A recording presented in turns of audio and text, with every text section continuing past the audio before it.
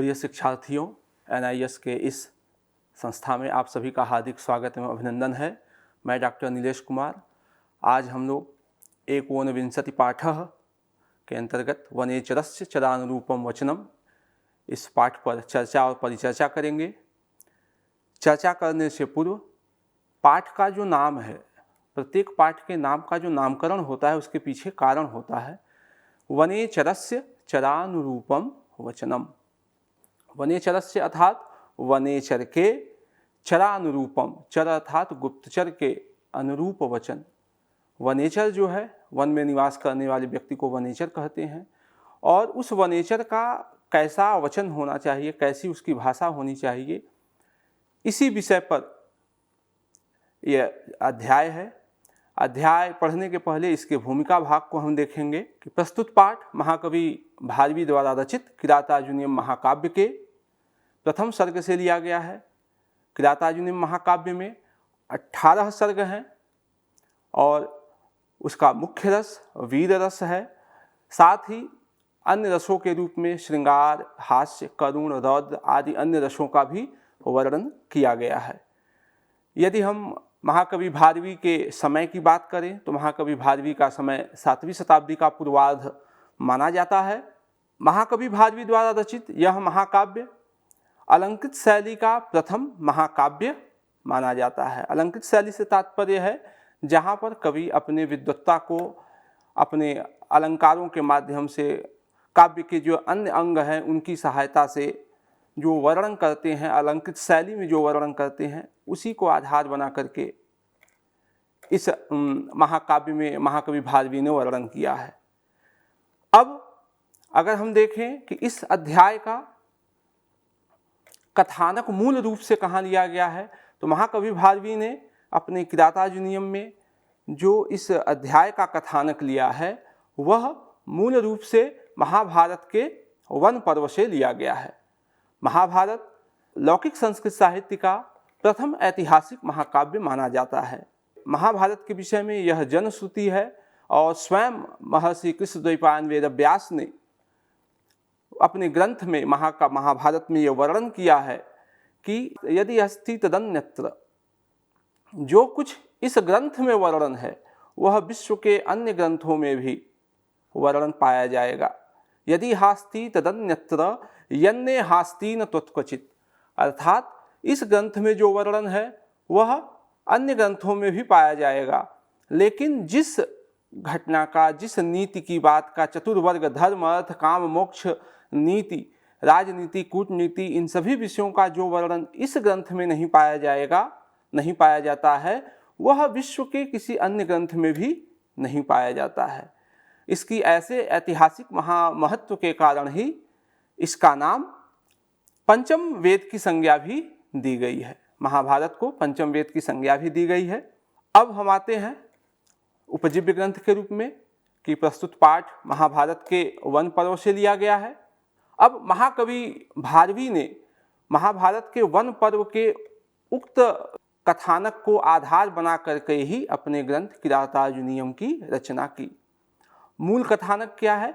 मूल कथानक है कि किरातार्जुनीयम में अर्जुन जो है वह दिव्य अस्त्रों की प्राप्ति के लिए तपस्या करने के लिए जाते हैं। ये एक छोटी सी लघु कथा है, किंतु महाकवि भारवी ने अपने पांडित्य, अपने कौशल, अपने विद्वत्ता के आधार पे इसको एक विशाल महाकाव्य के रूप में परिगणित किया और 18 सर्गों में इस महाकाव्य किरातार्जुनीयम की रचना की। प्रस्तुत पाठ जो है वह इस किरातार्जुनीयम के प्रथम सर्ग से लिया गया है। किरातार्जुनीयम में प्रथम सर्ग में 46 श्लोक है, जिसमें से प्रथम 44 श्लोकों में वंशस्थ छंद का प्रयोग किया गया है। वंशस्थ छंद जिसका लक्षण है वदन्ति वंशस्थविलम जतौ जरौ, अर्थात जिस छंद के प्रत्येक चरण में क्रम से जगण, तगण, जगण और रगण पाए जाते हैं वहाँ वंशस्थ छंद होता है। छंद के प्रकरण में हम इस पर आगे चर्चा करेंगे। अब हम आते हैं अपने मूल पाठ पर। पाठ का जो नाम है वनेचरस्य चरानुरूपम वचनम। वनेचर, वन में चरने वाले अर्थात वन में विचरण करने वाले, वनेचरस्य, वनेचर का, चरानुरूपम, चराह अर्थात वन गुप्तचर, गुप्तचर के अनुरूप वचन। एक गुप्तचर का कैसा वचन होना चाहिए, इसी को आधार बना करके इस पाठ का वर्णन है। प्रस्तुत पाठ में वनेचर दुर्योधन के राज्य का समाचार प्राप्त कर द्वैत वन में महाराज युधिष्ठिर के पास जाकर गुप्तचरों के अनुरूप संपूर्ण वृत्तांत निवेदन करता है। गुप्तचर की भाषा कैसी होनी चाहिए, अपने राजा के प्रति उसका क्या कर्तव्य होना चाहिए, इन सभी बिंदुओं पर इस पाठ में चर्चा की गई है। अब हम प्रथम श्लोक देखते हैं। यह प्रथम श्लोक इस ग्रंथ का, किरातोजिनम महाग्रंथ का प्रथम मंगलाचरण है। प्रथम श्लोक में जो छंद है वह वंशस्थ छंद में प्रयोग किया गया है और आगे के जितने श्लोक हैं सभी में वंशस्थ छंदों का प्रयोग किया गया है। तो श्लोक को देखते हैं। श्रियः कुरूणामधिपस्य पालिनीं प्रजा सुवृत्तिं यमयुङ्क्त वेदितुं सवर्णलिङ्गी विदितः समाययौ युधिष्ठिरं द्वैतवने वनेचरः। अब हम अन्वय देखेंगे। कहते हैं श्रियः कुरूणाम अधिपस्य पालिनीं। कुरूणाम अधिपस्य, कुरूणाम अर्थात कुरु जनपदस्य, कुरु देश के, कुरु राज्य के, अधिपस्य, अधिपः राजा के, अधिप कहते हैं राजा को, तो कुरूणाम अधिपस्य, कुरु देश के राजा की, श्रियः लक्ष्मी की, श्री को लक्ष्मी कहते हैं, श्रियः लक्ष्मी की, पालिनीं पालिका, कुरु देश के राजा के लक्ष्मी की पालिका, प्रजासु वृत्तिम और उसके प्रजा विषयक, वृत्तिम अर्थात व्यवहार को, वेदितुम जानने के लिए, कुरु देश के राजा की लक्ष्मी की पालिका और प्रजासु वृत्तिम प्रजा विषयक समाचार को, व्यवहार को, वेदितुम जानने के लिए, यम अयुक्त, यम मतलब जिसको, यह यव ये यम द्वितीय विभक्ति एक वचन में बनेगा यम, यम अयुक्त जिसको नियुक्त किया गया है, सवर्णलिंगी सह, वर्णलिंगी अर्थात वर्णात ब्रह्मचारिणी, वर्णात ब्रह्मचारिण्यः, वह ब्रह्मचारी वेशधारी, सह वनेचरः, यहाँ वर्णलिंगी जो है वह वनेचर का विशेषण है। वह वनेचर कौन सा रूप धारण करके गया था, तो वर्णलिंगी, वर्णलिंगी सह वनेचरः, ब्रह्मचारी वेशधारी वह वनेचर, विदितः, विदितः से तात्पर्य है संपूर्ण वृत्तांत को, युधिष्ठिर दुर्योधन के राज्य के संपूर्ण वृत्तांत को, विदितः संपूर्ण वृत्तांत को जान करके, द्वैत वने, द्वैत नामक वन में, द्वैत वन से वो तात्पर्य है जहाँ पे युधिष्ठिर अज्ञातवास में छिपे हुए थे, उस स्थान को द्वैत वन कहा गया। द्वैत वने युधिष्ठिरम समाययौ, द्वैत वन में युधिष्ठिर के पास समाययौ लौट आया। एक बार पुनः अर्थ देख लेते हैं। कुरूणाम अधिपस्य, कुरु देश के राजा की, श्रियः लक्ष्मी की, पालिका पालनिम पालिका लक्ष्मी की पालक, प्रजासु वृत्तिम प्रजा विषयक व्यवहार को, वेदितुम जानने के लिए, यम अयुक्त जिसको नियुक्त किया गया था, वह वर्णलिंगी वह ब्रह्मचारी वेशधारी, सह वनेचरः वह वनवासी, विदितम संपूर्ण वृत्तांत को जान करके, युधिष्ठिरम युधिष्ठिर के पास, युधिष्ठिर का अर्थ होता है जो युद्ध में स्थिर है, युधि स्थिरः इति युधिष्ठिरः, जो युद्ध में स्थिर है, ऐसे उस युधिष्ठिर के पास लौट आया।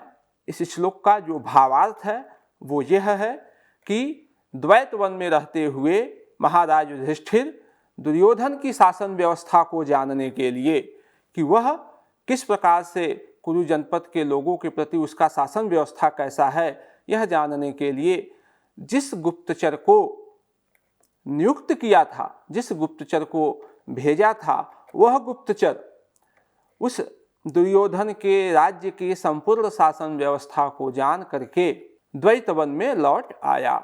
अब यहाँ पे वनेचर के लिए एक शब्द प्रयुक्त है, वर्णलिंगी। तो वर्णलिंगी से तात्पर्य है कि सामान्य रूप से अगर कोई वनेचर ब्रह्मचारी के वेश में किसी राज्य में जाता है तो उससे सामान्य रूप से पूछताछ नहीं होती है। वह निर्बाध गति से, निर्बाध रूप से राज्य में चारों तरफ जा करके, घूम करके राज्य की शासन व्यवस्था का परिचय ले सकता है, सूचना ले सकता है। इसी दृष्टि में, ऐसा मेरा विचार है, इसी दृष्टि में रख करके वनेचर के लिए वर्णलिंगी यह विशेषण का प्रयोग किया गया है। सह वनेचरः, कह वनेचरः सह, यहाँ सह भी वनेचर के लिए ही प्रयुक्त है। वह वनेचर द्वैतवन में जहाँ पे युधिष्ठिर निवास करते थे वहाँ समाययौ, लौट आया। अब हम श्लोक आधारित जो व्याकरण है उसको देख लेते हैं। इसमें एक शब्द है वेदितुम। वेदितुम शब्द विद धातों में तुमुन प्रत्यय करके वेदितुम शब्द बना है, रूप बना है। इसी तरीके से अन्य शब्द बनते हैं, पठितुम, गंतुम, हसितुम। तुमुन प्रत्यय जो होता है करने के लिए एक अर्थ में प्रयोग होता है। वेदितुम, जानने के लिए। युधिष्ठिर शब्द की जो व्युत्पत्ति है, युधि स्थिरः इति युधिष्ठिरः, जो युद्ध में स्थिर हो उसे युधिष्ठिर कहते हैं। युधि सप्तमी विभक्ति एक वचन में प्रयोग है, युधि स्थिरः इति युधिष्ठिरः। ऐसे ही वनेचर शब्द है। वनेचर शब्द में जो व्याकरण है, वने चरति इति वनेचरः।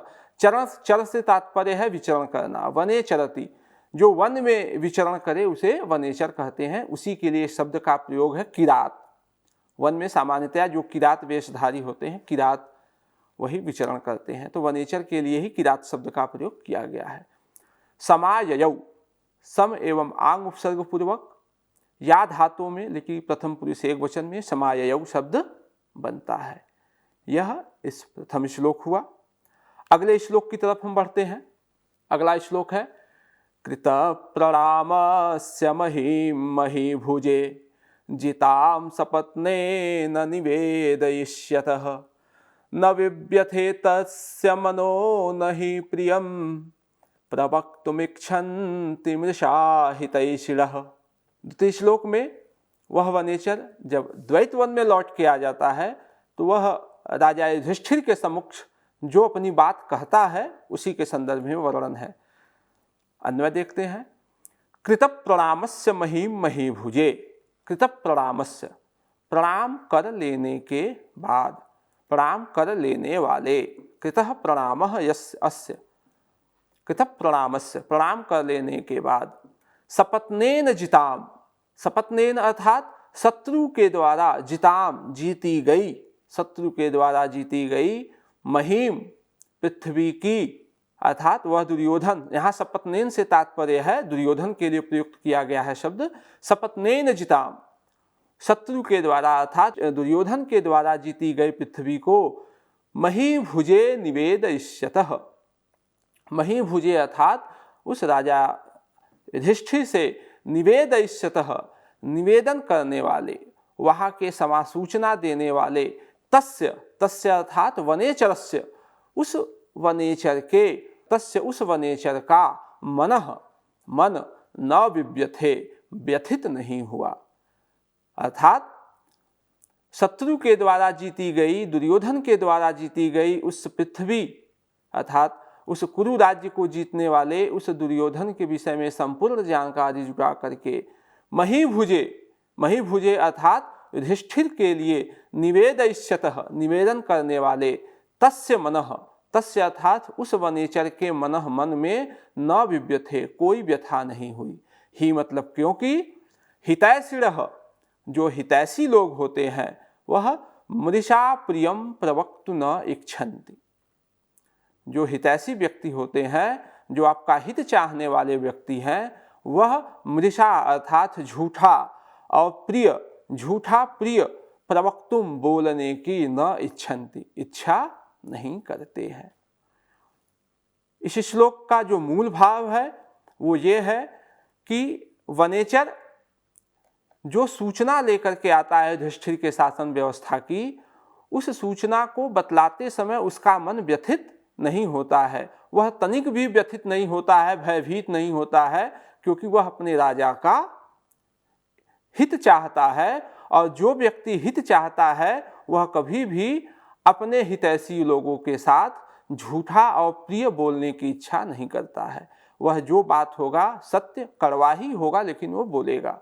इसी को ध्यान में रख के वो कहते हैं कृतः प्रणामस्य, प्रणाम कर लेने वाले, सपत्नेन जिताम, शत्रु के द्वारा जीती हुई पृथ्वी के, वृत्तांतम, वृत्तांत को, महीभुजे, महीपाल युधिष्ठिर से, निवेदयिष्यतः, निवेदन करने वाले, तस्य, तस्य अर्थात वनेचरस्य, उस वनेचर का मन, न व्यथितः, व्यथित नहीं हुआ, दुखी नहीं हुआ। ही मतलब क्योंकि हितैषिणः, हितैषी लोग मिथ्या एवं प्रिय बोलने की इच्छा नहीं करते हैं। अब श्लोक आधारित व्याकरण को देखते हैं। इसमें शब्द है विव्यथे, व्यथ धातु है, व्यथ धातु में लिट लकार में रूप बनता है विव्यथे। तस्य मनः न विव्यथे, उसका मन व्यथित नहीं हुआ। कृतः प्रणामस्य, कृतः प्रणामः येन सह, इसका व्युत्पत्ति होगा, बहुव्रीहि समास है। कृतः प्रणामः येन सह, प्रणाम कर लिया गया है जिसके द्वारा वह, इसमें बहुव्रीहि समास है। हितैषिणः, हितम इच्छन्ति इति हितैषिणः, जो हित चाहने की इच्छा करते हैं, जो आपका हित चाहते हैं। हितम इच्छन्ति इति हितैषिणः, यह इसकी व्युत्पत्ति है। पुनः अगले श्लोक की तरफ देखते हैं।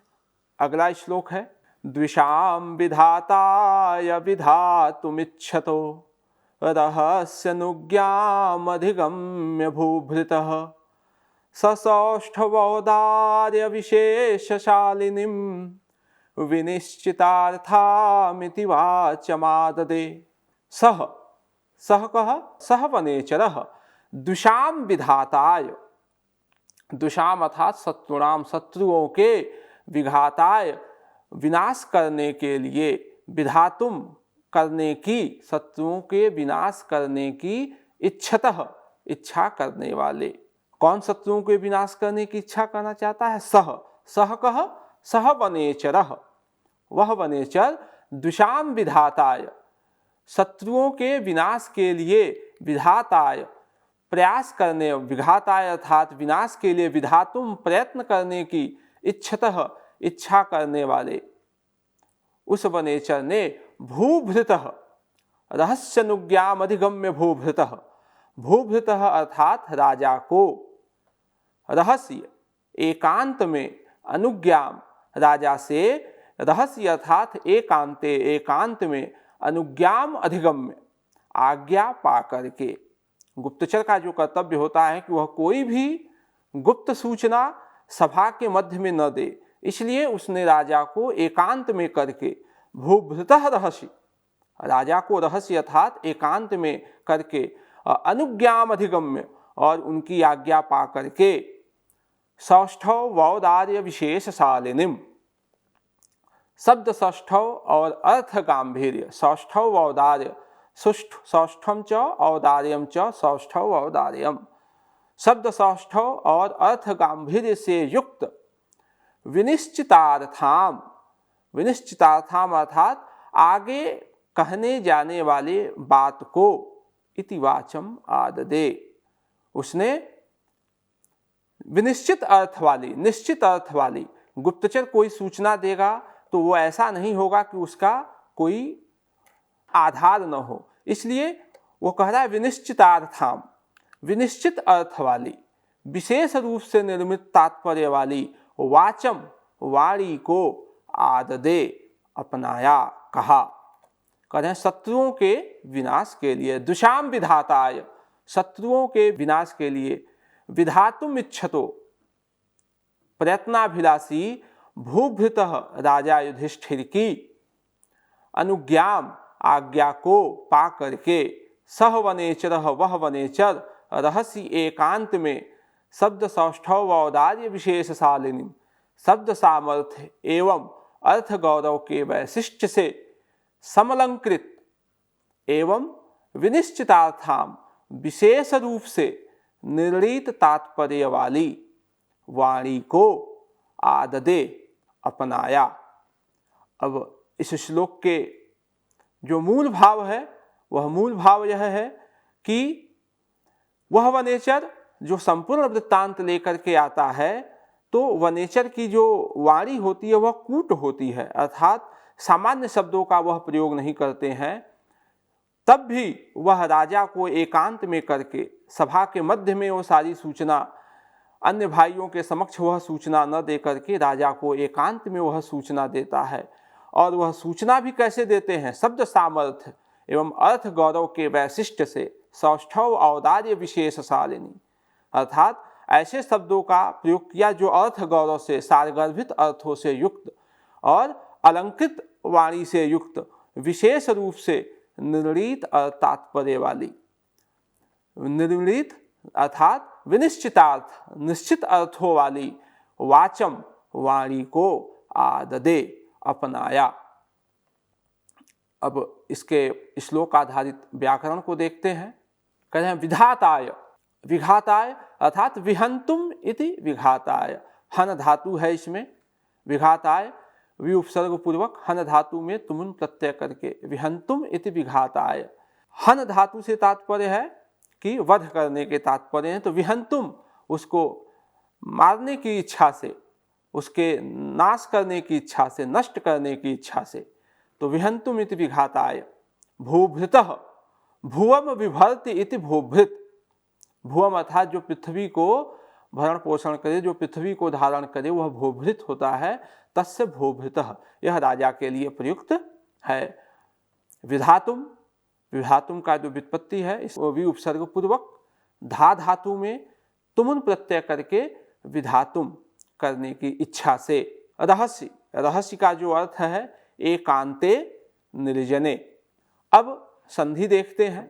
वाचम आददे, वाचम धन, आददे वाच माददे।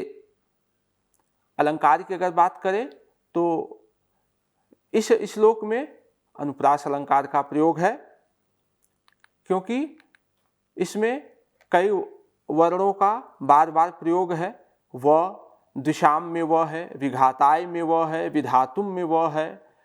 इस प्रकार से एक ही वर्ण की बार बार पुनरावृत्ति होने से विनिश्चितार्थाम में वह है, सौष्ठव वौदार्य विशेष शालिनी में भी वह है, इसलिए यह अनुप्रास अलंकार है। अनुप्रास अलंकार का एक भेद है, वृत्त्या अनुप्रास अलंकार है।